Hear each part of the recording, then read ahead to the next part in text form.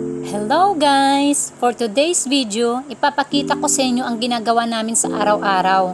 Normal days pa lang to ha, hindi kabisihan.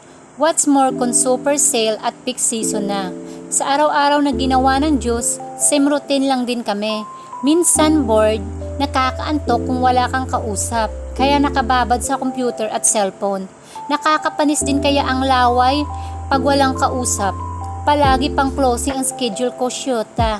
Palaging puyat kaya pag uwi ng bahay, knockdown na. Napapaisip tuloy ako dahil malapit nang matapos yung kontrata ko. Dahil sa uri ng trabaho meron kami, dapat doble yung sinasahod namin sa dami ba naman ng gawain namin? Hoy Beshi, galingan mo para makabenta na tayo. Teka lang, customer ko yan ah. Ba't ikaw yung kumakausap dyan?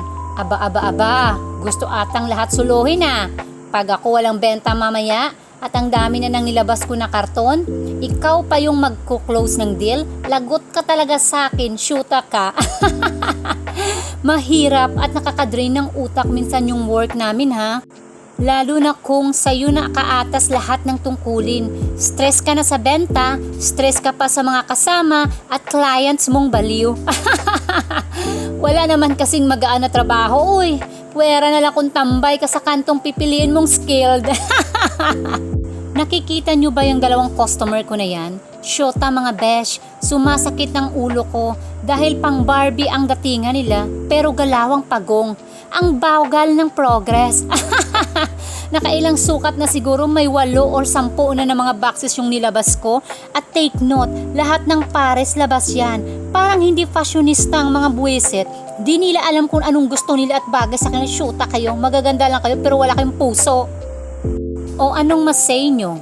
4 na customer, 2 lang yung nagsusukat pero parang dumaan ang bagyong Yolanda. Disaster ba?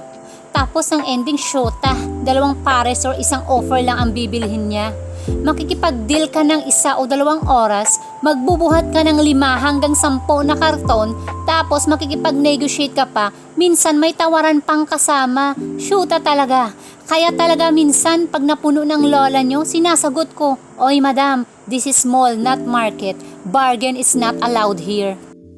Shoota, naka-promo na nga, gusto pa ring tawaran, kulang na lang hihingin niya lang yung mga items, nakakaloka.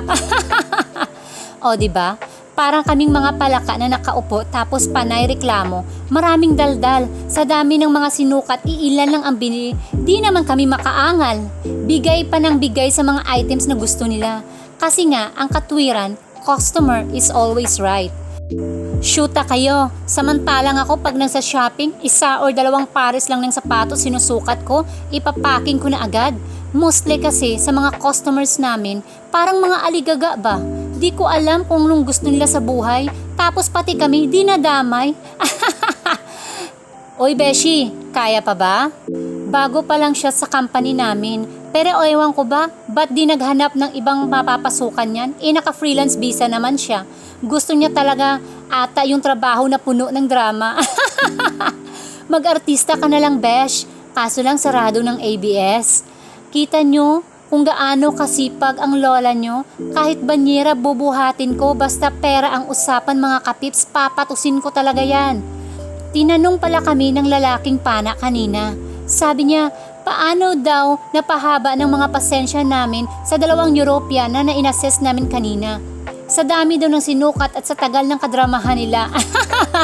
Shoota, syempre magtitiis kami dahil parte ng trabaho namin yun. Kahit pagod na kami, kailangan pa rin naming ipakita na kunyari masaya pa rin at pangiti-ngiti ng konti kahit sarap ng sakalin. Dahil pag tinaraya namin yun, tiyak, kahit ni isa walang bibilhin yun, kaya imbes na pera, magiging bato pa. Ngayon, alam mo na. Another question please.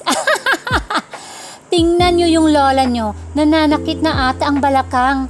Kawawang nilalang, partida ha, di pa nanananghalian yan. Wala pang energy yan. What's more kung nakainom na ng gamot niya yan. Baka magulat ang customer ko, nagtatango at bogi na. Be positive always guys. Look always from the brighter side. Basta wag ka lang sumuko. Kung pagod ka, magpahinga ka lang saglit. Tapos sabak ulit.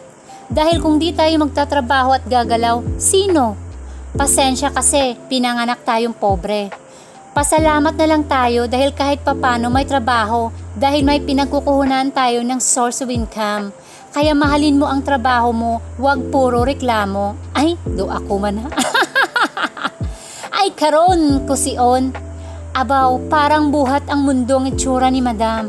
Hindi ka mo magsurang-surang kay kamugig karon ng maukpan.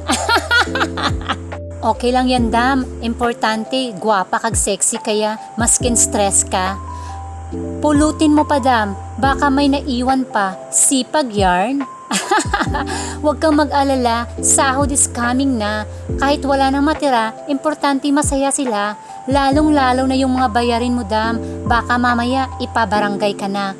Kaya kapit lang, dam. Ikaw pa, mala superwoman ka. Have a nice day, everyone. Mwah!